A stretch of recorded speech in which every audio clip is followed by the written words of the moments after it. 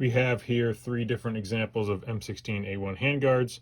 What do you want to call them? Retro triangular handguards, cold SP1 handguards, same thing. So we have here, this is an original Department of Defense contract, late production, that had a production date of April of 1986. We only have the right hand side. You can watch the unboxing video that we did on this on our channel.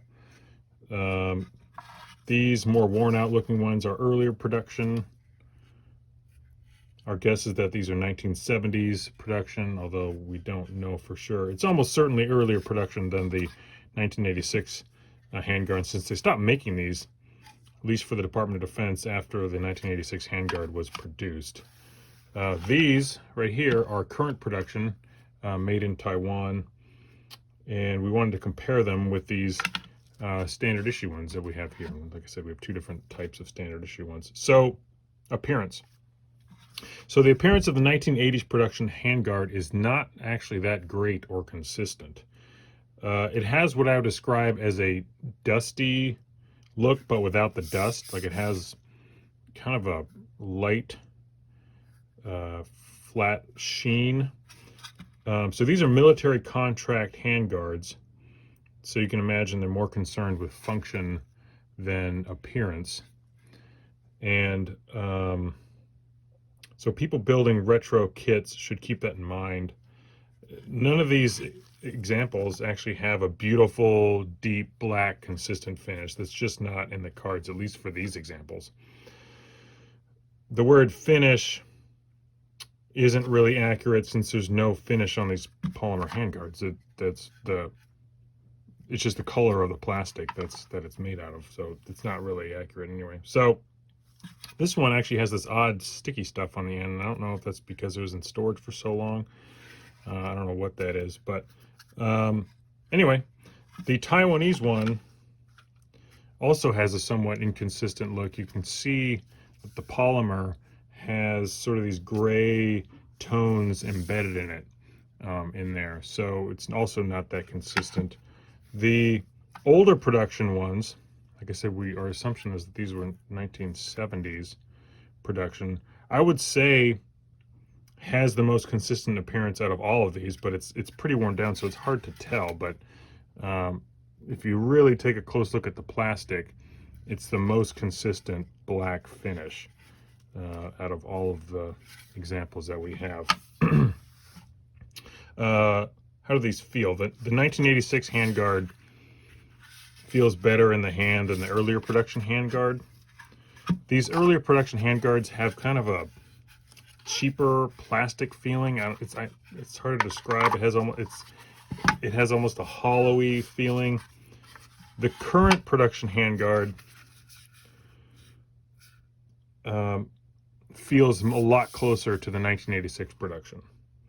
And I know this is subjective, but I definitely prefer the 1986 handguard, and then very close to it would be the current production handguard in terms of how they feel. Like, there's just something cheap about how these earlier production handguards feel in your hand.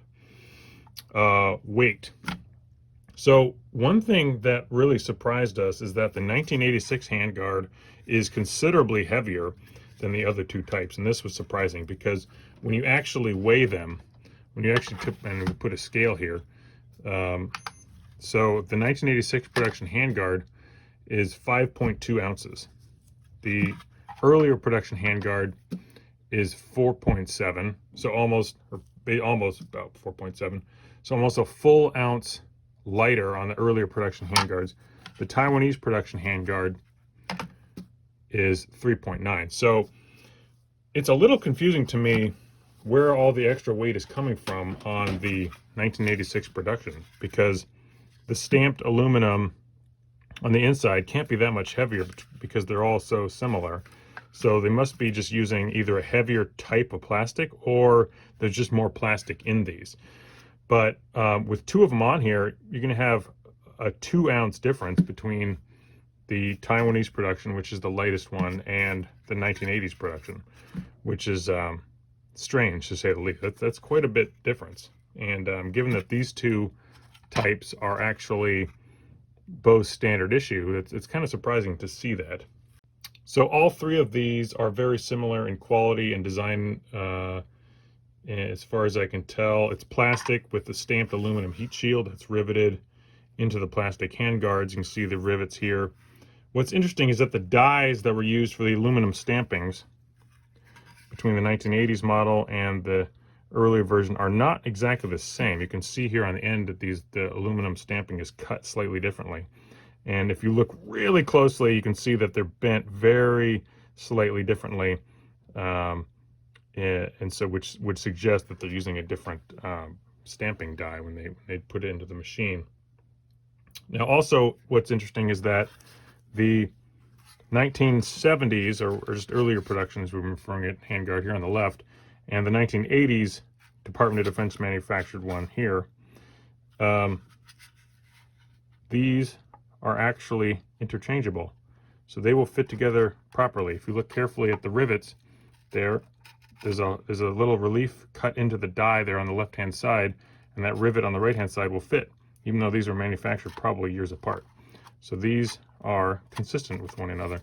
You can see that, so they would fit together properly. However, this does not work actually if you use the current production Taiwanese manufactured. So if you look here, the rivets will actually line up and will not properly go into place. So don't mix up your Department of Defense handguards with your Taiwanese manufactured handguards, because they will not be they will not fit together properly. Let me show you what it would look like if the Taiwanese one is coming in properly. See how the rivets line up neatly with one another, and you close it in like this, and you're not going to have any problem at all. So some interchangeability problems between the Taiwanese manufactured and the Department of Defense contracts ones, but that would only come and be a problem if you actually were mixing the two of them up.